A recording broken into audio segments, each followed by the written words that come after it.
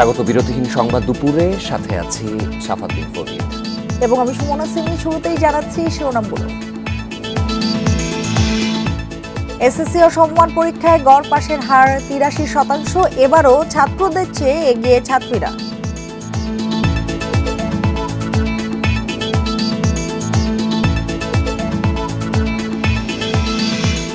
শিক্ষার পরিবেশ ও শৃঙ্খলার জন্য তৎপর সরকার, ছেলে শিক্ষার্থী কমার কারণ জানতে নির্দেশ দিয়েছেন প্রধানমন্ত্রী।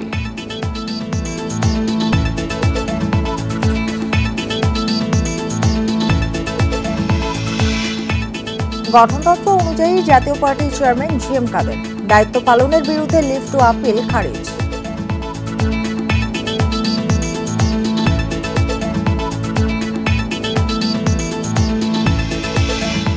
গাজীপুরে তাজউদ্দিন মেডিকেলে লিফটে আটকা পড়ে রোগীর মৃত্যুর অভিযোগ, বিদ্যুৎ চলে যাওয়ায় দুর্ঘটনা।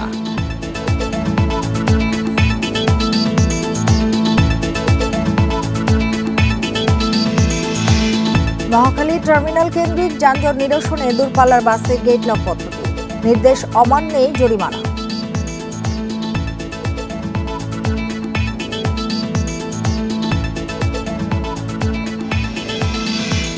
এবার পুরো খবর। আর শুরুতেই এসএসসি পরীক্ষার ফল প্রকাশের খবর। ২০২৪ সালের এসএসসি ও সমমান পরীক্ষায় গড় পাশের হার ৮৩.০৪%। জিপিএ 5 পেয়েছে ১,৮২,১২৯ শিক্ষার্থী।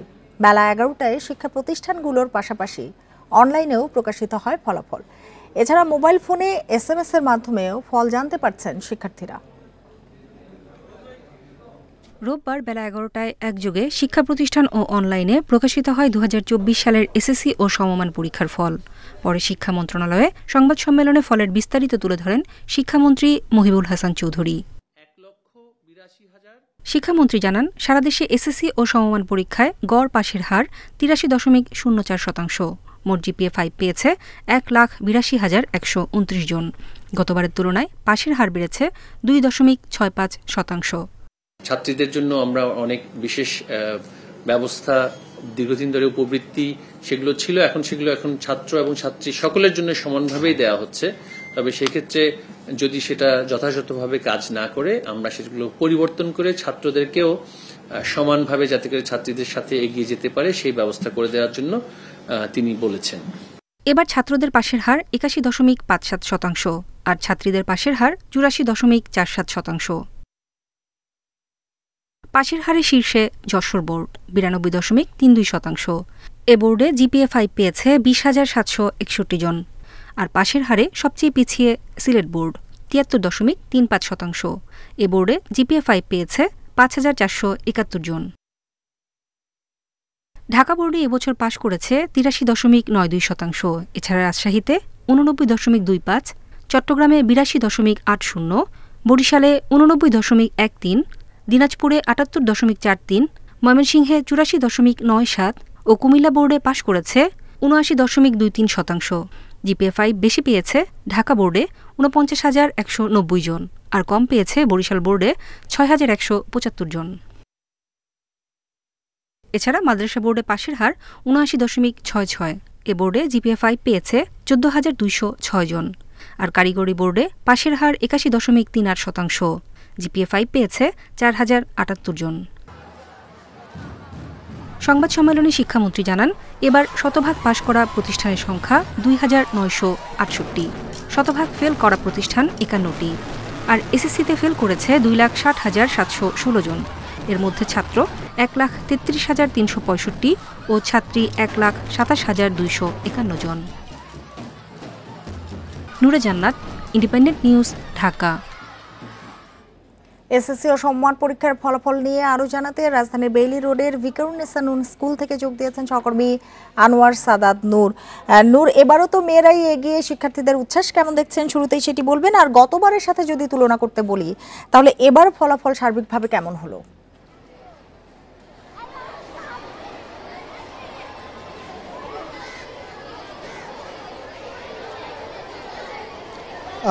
যেটি বলছিলেন যে শিক্ষার্থী পরীক্ষার্থীদের এবার যারা ফলাফল পেয়েছে তার মধ্যে সে মেয়েরা শিক্ষার্থীরা এগিয়ে আছে। হ্যাঁ, সেই খবর কিন্তু আমরা এর আগেও বলেছি যে ভিকারুন্নেসা নূন স্কুল অ্যান্ড কলেজের শিক্ষার্থীদের মধ্যে ছড়িয়ে পড়েছে, তারা জানতে পেরেছে এবং সেই প্রভাব পড়েছে। আমরা সে দৃশ্য এর আগেও দেখেছি যে উল্লাসে মেতে উঠতে তারা এসেছেন অভিভাবক নিয়ে, অভিভাবকরা সাথে এসেছেন, মানে শিক্ষক, শিক্ষার্থী এবং অভিভাবকদের সম্মিলিত যে উল্লাস, সেই দৃশ্যটি কিন্তু কিছুক্ষণ আগেও মানে খুব ফুটে উঠছিল এই প্রাঙ্গণে। হয়তো এখন কিছুটা ভাটা পড়েছে, অনেকেই শিক্ষার্থীরা চলে গেছেন, অভিভাবকরা প্রাঙ্গণ ত্যাগ করেছেন, এখনও অনেক শিক্ষার্থী রয়ে গেছেন। একই সাথে তেমন যাদের আজকে বিজয় উল্লাস, আবার একই সাথে কিন্তু তাদের আজকে বিদায়েরও দিন বলা যায়।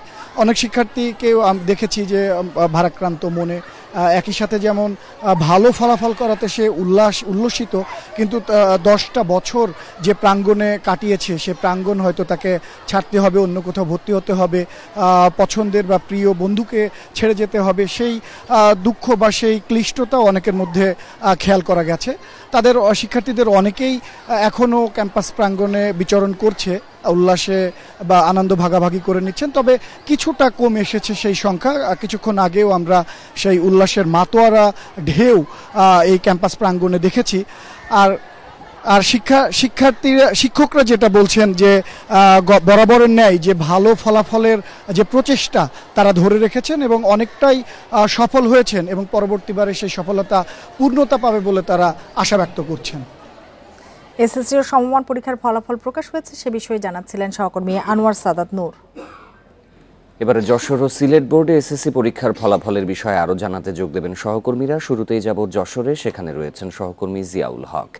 জিয়াউল, পাশের হারের হিসাবে যশোর বোর্ড এবার শীর্ষস্থান দখল করেছে, প্রায় 92.32% পাশ করেছে যশোর বোর্ডের শিক্ষার্থীরা।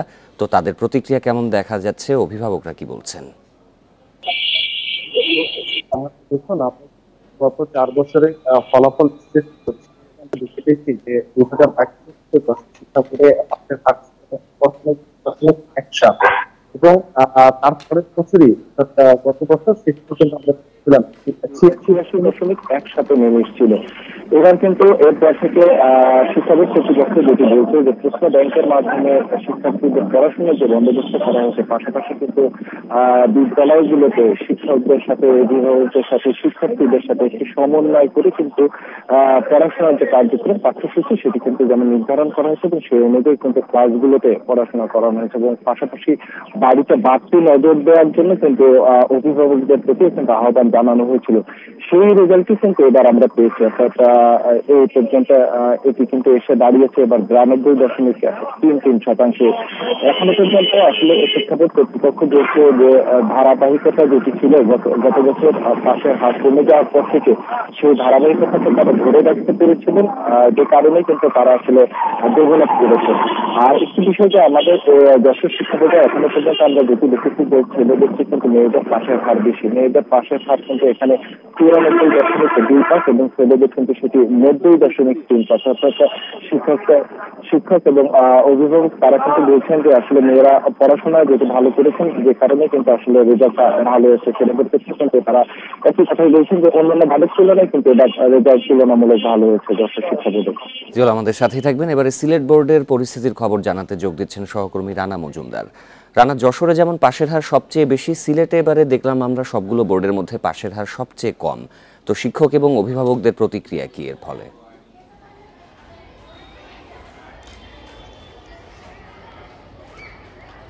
দেখুন, আজ বেলা 12:30টার দিকে সিলেটের যে আলমপুরে যে শিক্ষা বোর্ড রয়েছে সেখান থেকে শিক্ষা বোর্ডের যারা সংশ্লিষ্ট কর্মকর্তা তারা কিন্তু এই এসএসসি এবং সমমানের ফলাফলটি ঘোষণা করেন এবং সেখান থেকে আমরা জানতে পেরেছি যে সিলেটে এবার পাশের হার 73.35% এবং তারা এটিও বলেছেন যে অন্যান্য যে বোর্ড রয়েছে সেই বোর্ডগুলোর ফলাফলের তুলনায় সিলেটে আসলে পাশের হার একদমই কম। এবং সেক্ষেত্রে আমাদের জিজ্ঞাসা ছিল যে এটা আসলে এরকম কম হওয়ার কারণটা কি। তো সেক্ষেত্রে যারা বোর্ড সংশ্লিষ্ট যারা কর্তৃপক্ষ রয়েছেন তারা বলছেন বেশ কিছু কারণ তারা উল্লেখ করেছেন। তার মধ্যে তারা বলছেন যে মানবিক বিভাগ মানবিক বিভাগে কিন্তু শিক্ষার্থীর সংখ্যা কম ছিল এবং সেক্ষেত্রে এই মানবিক বিভাগে কিন্তু আসলে বেশি সংখ্যক শিক্ষার্থী তারা অনুত্তীর্ণ হয়েছেন এবং এটির একটি প্রভাব পড়েছে আসলে সামগ্রিকভাবে পুরো ফলাফলের উপর। এটি একটি বিষয়। এবং দ্বিতীয় যে বিষয়টি তারা উল্লেখ করেছেন সেটি হচ্ছে যে দক্ষ শিক্ষকের অভাব। তারা বলছেন যে আসলে সিলেটে কিন্তু দক্ষ শিক্ষকের অভাব রয়েছে এবং এর একটি প্রভাব পড়েছে কিন্তু এই ফলাফলের উপর। পাশাপাশি আমরা যারা বিভিন্ন শিক্ষা প্রতিষ্ঠানের শিক্ষক রয়েছেন কিংবা যারা অভিভাবক রয়েছেন তাদের সঙ্গে আমরা কথা বলার চেষ্টা করেছিলাম এবং তাদের কাছেও আমরা জানতে চেয়েছিলাম যে আসলে সিলেটের যে এই ধরনের একটি বিপর্যয় ফলাফলের ক্ষেত্রে তার কারণ কি হতে পারে। তো সেক্ষেত্রে তারা যেটি বলছেন যে আসলে বর্তমানে দেখা যায় যে আসলে যারা শিক্ষক রয়েছেন তারা শিক্ষকতার পাশাপাশি সামাজিক যে যোগাযোগ মাধ্যমগুলো রয়েছে সেসব ক্ষেত্রে তারা বেশি সময় দিচ্ছেন এবং অনেক ক্ষেত্রে তারা যখন পাঠদান করিয়ে থাকেন সেক্ষেত্রেও তারা কিন্তু অনেকটা অমনোযোগী হয়ে যান।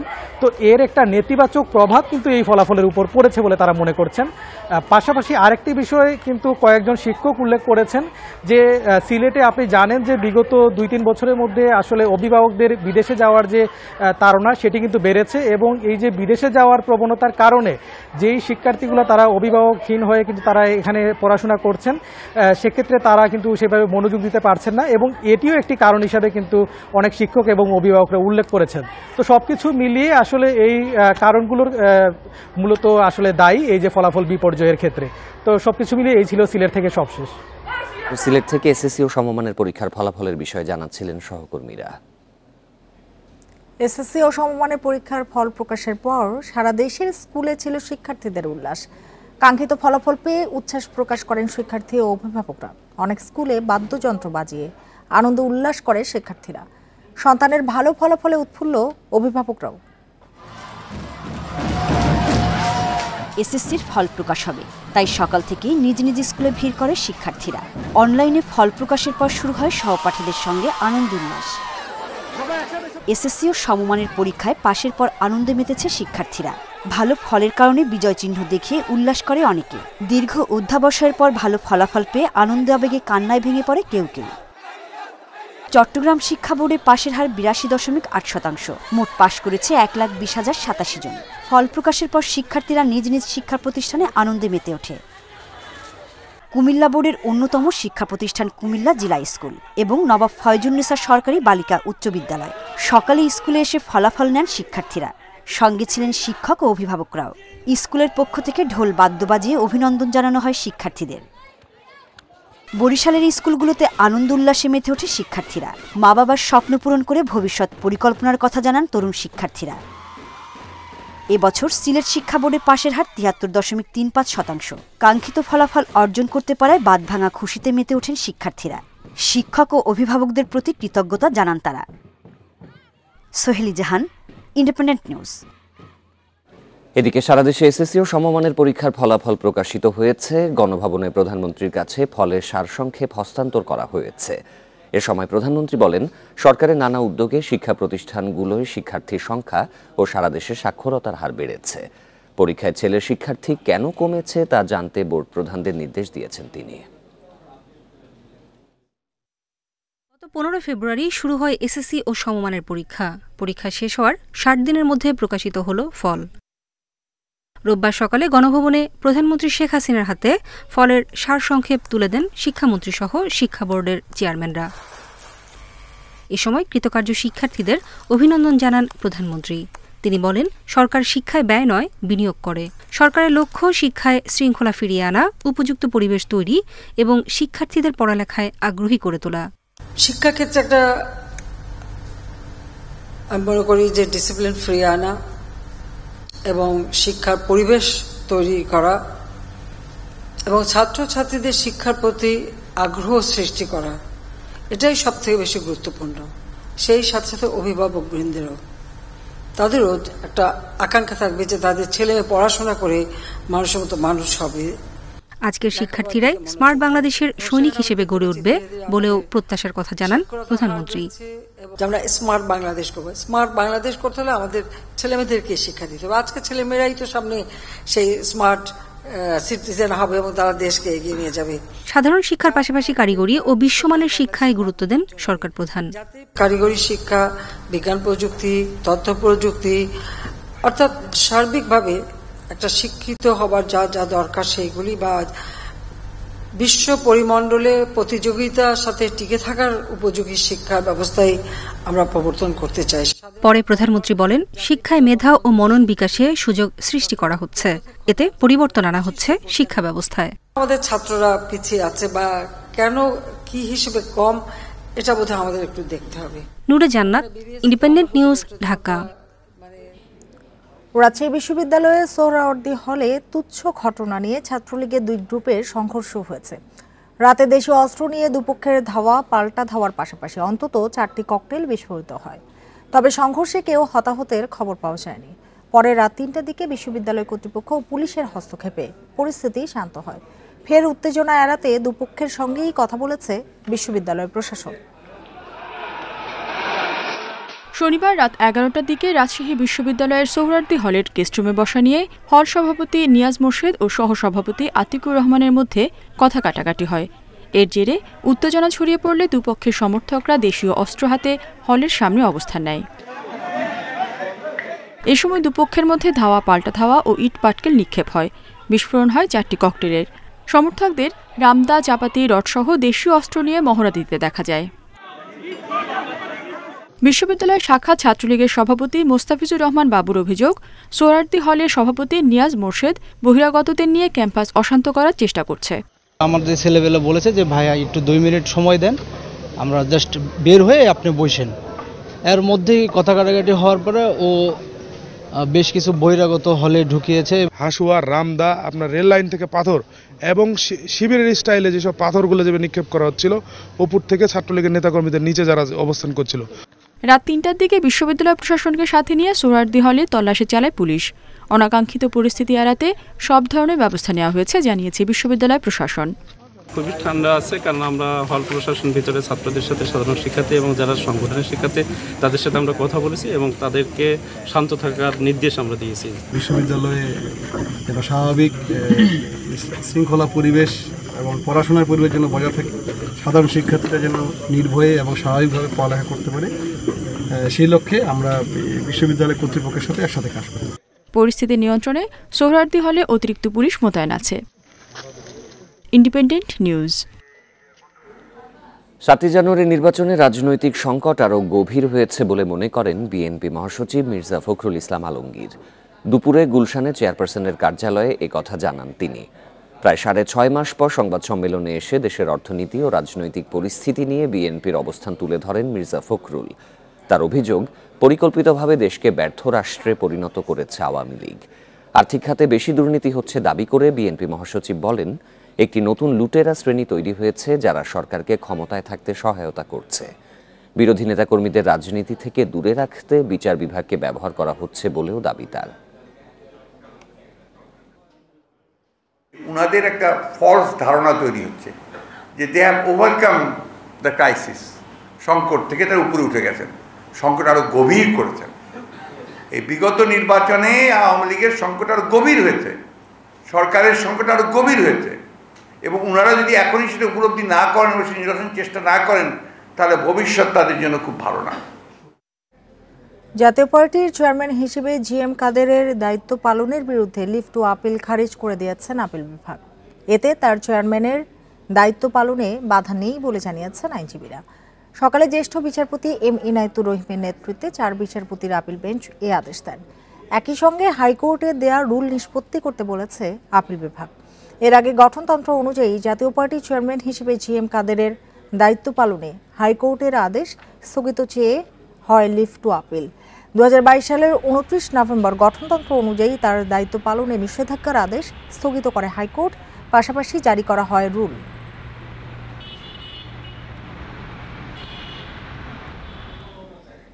গাজীপুরের শহীদ তাজউদ্দিন আহমদ মেডিকেল কলেজ হাসপাতালের লিফটে আটকা পড়ে এক রোগীর মৃত্যুর অভিযোগ উঠেছে। সকাল 9:30টার দিকে এই ঘটনা ঘটে। স্বজনরা জানায়, হাসপাতালের মেডিসিন বিভাগ থেকে কার্ডিওলজি বিভাগে স্থানান্তরের সময় বিদ্যুৎ চলে যাওয়ায় স্বজনসহ রোগী মমতাজ বেগম লিফটে আটকা পড়েন। তাদের অভিযোগ, এ সময় লিফট অপারেটরের সাথে বারবার যোগাযোগ করেও তারা ব্যর্থ হন। পরে 999-এ ফোন করা হলে প্রায় 45 মিনিট পর ফায়ার সার্ভিস এসে তাদের লিফট থেকে উদ্ধার করে। পরে চিকিৎসকরা মমতাজ বেগমকে মৃত ঘোষণা করেন। ঘটনা তদন্তে কমিটি গঠন করার কথা জানিয়েছে হাসপাতাল কর্তৃপক্ষ।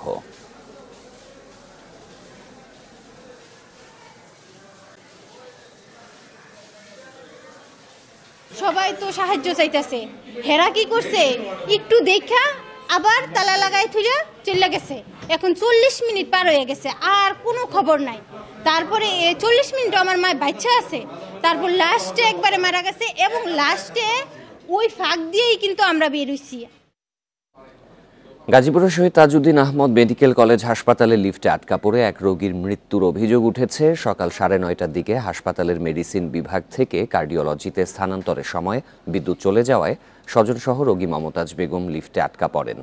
প্রায় আধা ঘন্টা পর ফায়ার সার্ভিস এসে তাদেরকে উদ্ধার করে। এ বিষয়ে আরও জানাতে এবার ঘটনাস্থল থেকে যোগ দিচ্ছেন সহকর্মী আবুল হাসান। হাসান, এই দুর্ঘটনার পরে হাসপাতাল কর্তৃপক্ষ কি বলছে, আর যে স্বজনেরা সেখানে উপস্থিত ছিলেন প্রত্যক্ষদর্শী তারা কি জানিয়েছেন?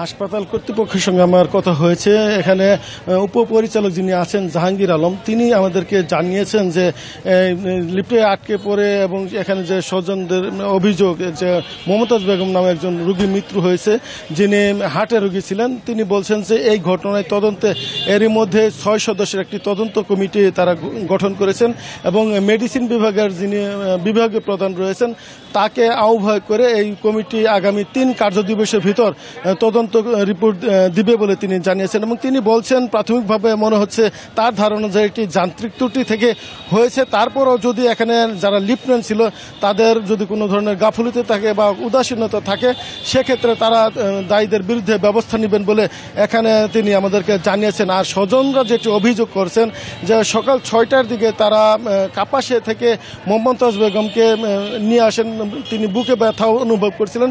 এরপর এখানে কিছু পরীক্ষা নিরীক্ষার পর ডাক্তাররা তাকে কার্ডিওলজি বিভাগে স্থানান্তর করে এবং সেখানে কার্ডিওলজি বিভাগে নেওয়ার সময়, মেডিসিন বিভাগ থেকে কার্ডিওলজি বিভাগে নেওয়ার সময় যখন লিফটটি 9 তলায় আসে তখনই সেখানে লিফটটি হঠাৎ করে আটকে পড়ে এবং প্রায় 40 মিনিট এই লিফটের ভিতরে তারা আটকে ছিলেন। এবং যে লিফটম্যানের নাম্বার দেওয়া ছিল সেই নাম্বারে কয়েকজনের সাথেই তারা যোগাযোগের চেষ্টা করেন, কিন্তু তাদের ভাষ্য যে লিফটম্যান তাদেরকে কোনো ধরনের সহযোগিতা করেনি, তাদের সঙ্গে খারাপ ব্যবহার করছেন এবং এক পর্যায়ে বাধ্য হয়ে তারা 999-এ ফোন দিয়ে ফায়ার সার্ভিসের সহযোগিতা নেন এবং ফায়ার সার্ভিসের কর্মীরা ঘটনাস্থলে এসে প্রায় 45 মিনিট পর তাদেরকে সেখান থেকে উদ্ধার করেন। কিন্তু এরই মধ্যে যে হার্টের রোগী মমতাজ বেগম তিনি মারা গেছেন বলে স্বজনরা দাবি করছেন এবং তারা বলছেন যে এখানে যারা লিফটম্যান ছিলেন তাদের গাফিলতি রয়েছে যথেষ্ট পরিমাণে এবং তাদের উদাসীনতায় তাদের যে স্বজন মমতাজ বেগম তিনি মারা গেছেন এবং এই ঘটনায় তারা বিচার দাবি করছেন। এবং ইতিমধ্যে কিন্তু পুলিশ প্রশাসনের লোকজন এসেছে,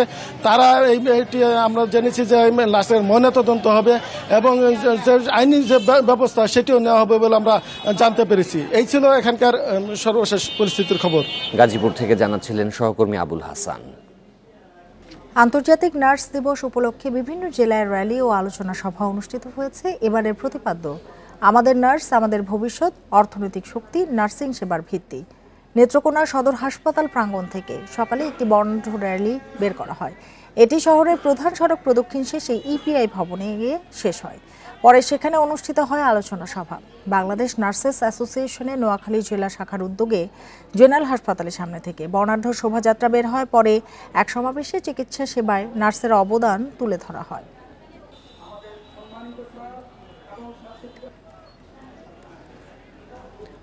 যানজট কমাতে মহাখালী থেকে কাকলী পর্যন্ত দূরপাল্লার বাসে যাত্রী তোলা বন্ধ। সড়কে এই অংশে গাড়ি চলছে গেট লক পদ্ধতিতে। এই নিয়ম মেনে চলতে ট্রাফিক বিভাগের সঙ্গে একমত হয়েছে মালিক সমিতি। তারপরও কেউ যেখানে সেখানে বাস থামালে কড়া ব্যবস্থার হুঁশিয়ারি দিয়েছে পুলিশ। মহাখালী বাস টার্মিনাল দিনরাত 24 ঘন্টা প্রায় অবরুদ্ধ থাকছে সড়ক। দূরপাল্লার বাসে যেখানে যাত্রী ওঠানো থেকে শুরু করে সড়কেই রাখা হয় গাড়ি। এই সংকট থেকে বেরিয়ে আসতে টার্মিনাল ঘিরে নতুন উদ্যোগ নিয়েছে ট্রাফিক পুলিশ। সড়কে শৃঙ্খলা ফেরাতে মহাখালী থেকে কাকুলি পর্যন্ত বন্ধ করা হয়েছে আন্তজেলার যাত্রী ওঠানো। আর এ নিয়ম না মানলে নেওয়া হবে আইনি ব্যবস্থা। মহাখালী বাস টার্মিনালে একটা সুশৃঙ্খল অবস্থায় আনতে চাই এবং আমরা আমরা এই পর্যায়ে আনতে চাই যে রাস্তায় কোনো ধরনের কোনো ভেহিকেল যেন পার্কিং করা না থাকে। বিআরটি এর ভাড়াই আমরা নিতে পারতেছি না। যদি এটাকেও প্রমাণ করতে পারেন তাহলে আমরা সেই গাড়ির বিরুদ্ধে, সেই মালিকের বিরুদ্ধে আমরা ব্যবস্থা নেব। এর আগেও যানজট নিরসনে নানা সময় নানা উদ্যোগ নিয়েছে পুলিশ ও নগর কর্তৃপক্ষ, তবে শেষ পর্যন্ত মেলেনি তেমন কোনো সাফল্য। তবে এবারের উদ্যোগ কাজে আসবে বলে আশ্বস্ত করছে পরিবহন সমিতি। থেকে যতগুলি বাস ছেড়ে আসবে এটা গেট বন্ধ করে এই পর্যন্ত আসবে, এখানে আমাদের লোকজন থাকবে। সর্বাত্মক প্রচেষ্টা করব এই ব্যাপারে, আমরা করতেছি চেষ্টা এবং ট্রাফিক পুলিশ আমাদেরকে সহায়তা দিচ্ছে। নতুন এই সিদ্ধান্ত মেনে চলার কথা জানিয়েছেন চালক, শ্রমিক এবং যাত্রীরাও। বিআরটি চেয়ারম্যান সবাই বৈশে যে সিদ্ধান্ত নিয়েছে এই পর্যন্ত আমাদের এখানে গেট লোক আসবো, তাতে আমাদেরও সুবিধা, যাত্রীদেরও সুবিধা। যাত্রীরা কাউন্টারে উঠবে, যাত্রীর কোনো হয়রানি হবে না। রাজধানীর ব্যস্ততম এলাকার একটি মহাখালী। এখানকার টার্মিনাল এলাকায় যানজট তৈরি হলে এর প্রভাব পড়ে পুরো বিমানবন্দর সড়কে। আফসানা আফরোজ জুই, ইন্ডিপেন্ডেন্ট নিউজ, ঢাকা। ঢাকার ধামরায়ে হেলে পড়া ভবনটির বর্ধিত অংশের অনুমোদন ছিল না বলে জানিয়েছে পৌর কর্তৃপক্ষ। 2-3 দিনের মধ্যেই ওই অংশ ভেঙে ফেলা হবে বলে জানিয়েছেন পৌর মেয়র। সকালে পৌরসভার প্রকৌশলীদের নিয়ে ঘটনাস্থল পরিদর্শন করেন পৌর মেয়র গোলাম কবির মোল্লা। জানান, ভবনটির মূল অংশের প্রবেশপথ ও সিঁড়ির মধ্যে বর্ধিত অংশ অনুমোদন ছাড়াই নির্মাণ করা হয়েছে। এর জেরেই ভবনটি হেলে পড়ে। শনিবার দুপুরে ধামরাই পৌরসভার ধানসিঁড়ি আবাসিক এলাকায় জিয়াউর রহমানের মালিকানাধীন 4তলা ভবনটি পাশের ভবনের ওপর হেলে পড়ে। ফায়ার সার্ভিস কর্মীরা ঘটনাস্থলে গিয়ে ভবন দুটির বাসিন্দাদের সরিয়ে নেয়। পরে দুটি ভবনই ঝুঁকিপূর্ণ ঘোষণা করে প্রশাসন।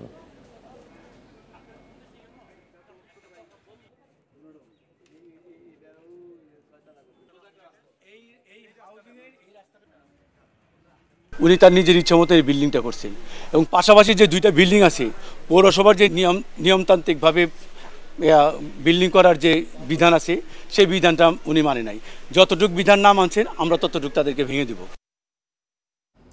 রাজধানীর শ্রমজীবীদের টার্গেট করে ভারতে নিয়ে কিডনি বিক্রি চক্রের 3 সদস্যকে গ্রেপ্তার করেছে পুলিশ। রুবিন নামে এক ভুক্তভোগীর অভিযোগে তাদের গ্রেপ্তার করা হয়।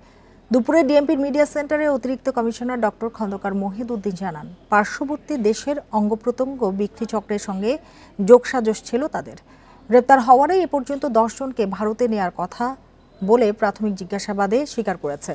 ডক্টর মহিদউদ্দিন আরও জানান, শুরুতে বিদেশে চাকরির কথা বলে ভারতে নেওয়া হতো, পরে নানা প্রলোভনেও কিডনি বেচতে রাজি না হলে বাধ্য করা হতো নানা কৌশলে। মূল্য হিসেবে দেয়া হতো 3 থেকে 5 লাখ টাকা।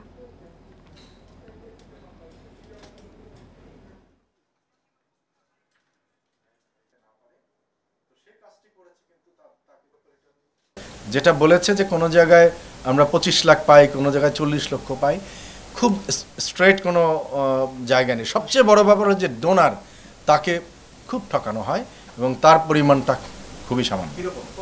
এই যে আমি বললাম এখানে 3 লক্ষ টাকা দেওয়া হয়েছিল, বোধহয় 6 লক্ষ টাকার কথাও বলছিল দিবে, কিন্তু আলটিমেটলি তাকে দেওয়া হয়েছে সর্বসাকুল্য 4,30,000।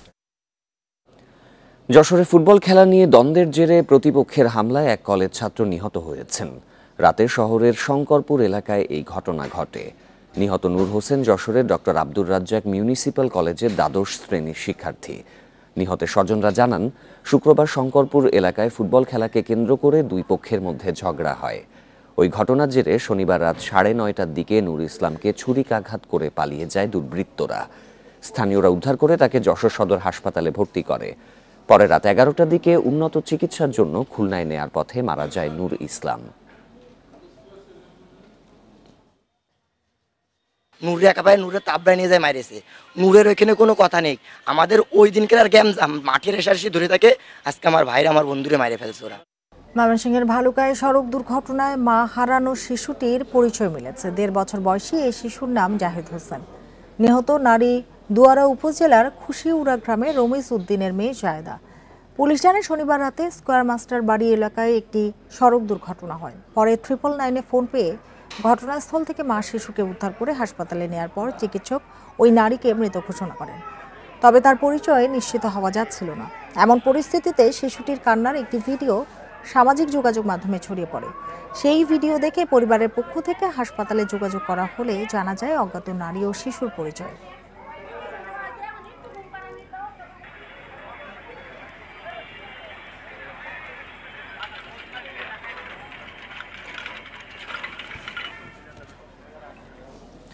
দেশের বাজারে আবারও বাড়ল স্বর্ণের দাম। সবচেয়ে ভালো মানের 22 ক্যারেটের স্বর্ণের দাম ১,৮৩১ টাকা বাড়িয়ে প্রতি ভরির দাম নির্ধারণ করা হয়েছে ১,১৭,২৮১ টাকা। আজ থেকে নতুন দাম কার্যকর হয়েছে বলে এক বিজ্ঞপ্তিতে জানায় বাংলাদেশ জুয়েলার্স সমিতি বাজুস। বিজ্ঞপ্তিতে বলা হয়, স্থানীয় বাজারে তেজাবি স্বর্ণের মূল্য বেড়েছে, ফলে সার্বিক পরিস্থিতি বিবেচনায় স্বর্ণের নতুন দাম নির্ধারণ করা হয়েছে। নতুন দাম অনুযায়ী 21 ক্যারেটের প্রতি ভরি ১,১১,৯৫১ টাকা, 18 ক্যারেটের প্রতি ভরি ৯৫,৯৬০ টাকা এবং সনাতন পদ্ধতির প্রতি ভরি স্বর্ণের দাম ৭৯,৩৩৯ টাকা নির্ধারণ করা হয়েছে।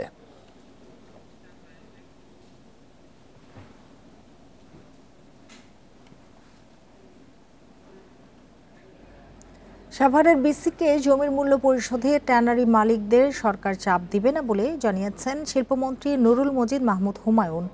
বলেন, ট্যানারি জমির মূল্য পরিশোধের শেষ সময় ৩১শে মে থেকে আর বাড়াবে না মন্ত্রণালয়। তবে কোরবানি ঈদকে সামনে রেখে বকেয়া পরিশোধের জন্য বাধ্য করবে না সরকার। রোববার শিল্প মন্ত্রণালয়ে চামড়া শিল্প খাত উন্নয়নে কর্মপরিকল্পনা প্রণয়ন বিষয়ক এক টাস্কফোর্স সভায় কথা বলেন তিনি।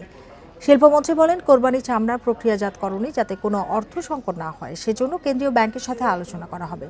এদিকে ট্যানারি মালিকরা ওই সময় পাল্টা অভিযোগ করেন। তারা বলেন, সাভার শিল্পনগরীর কর্মপরিবেশ এখনও আন্তর্জাতিক মানের হয়নি, তাই রপ্তানিতে সুবিধা পাওয়া যাচ্ছে না বিনিয়োগের সুফল।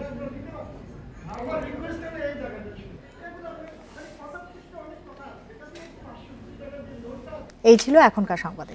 সব খবরের বিস্তারিত জানতে চোখ রাখুন ফেসবুক, ইউটিউব এবং এক্সে। ধন্যবাদ সবাইকে।